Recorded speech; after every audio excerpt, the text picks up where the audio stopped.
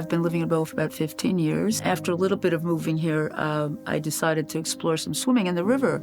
I found out that there was a put-in and a parking space, and then I realized it was downstream from the coal plant. And sure enough, when I went in that water, it was really warm. It's like bathtub warm. Not a pleasant, refreshing experience, so I never went back again. But that's kind of how I found out about its effects, because very often that's what happens downstream from power plants is thermal pollution. These big looming coal plants need a lot of water to cool themselves down, to keep themselves going properly. Part of their system of operation is to generate steam, right? They're coal-powered steam generating power plants. And so when the exhaust for the coal plant is located on a natural waterway, what that does is just pump super hot water, particulates, other nasty things just right into the water, in this case the Merrimack River. Because when coal is created, it concentrates many different heavy metals, not just mercury. I mean, you have cadmium, chromium, lead, nickel, you go down the list. And we're talking hundreds of pounds being released every year from a plant like Bow. I think everybody recognized that the Bow plant was the largest or second largest source of many different pollutants into our air and our water and soils, ever since it started running back in the 1960s.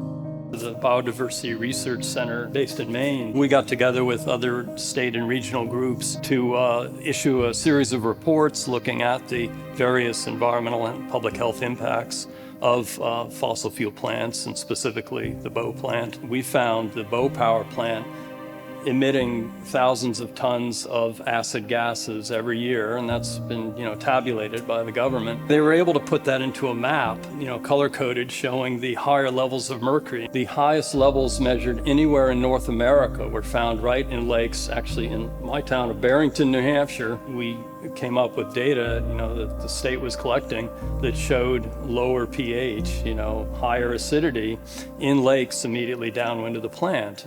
People were fishing in the lakes and saying, there aren't any fish left. The pH got to a level that the fish were not surviving. It's heating the water.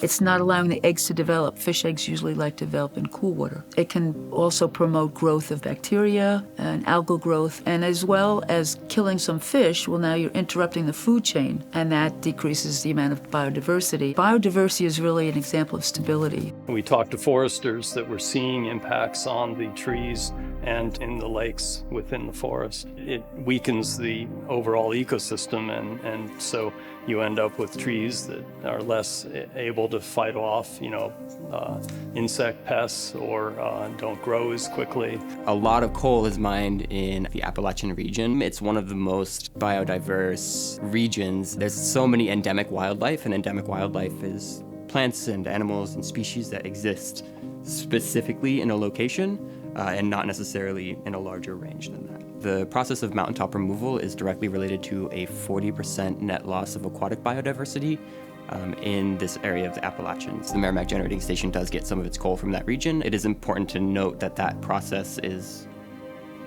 linking the detrimental effects on the water there to the detrimental effects of the water in Bow, New Hampshire.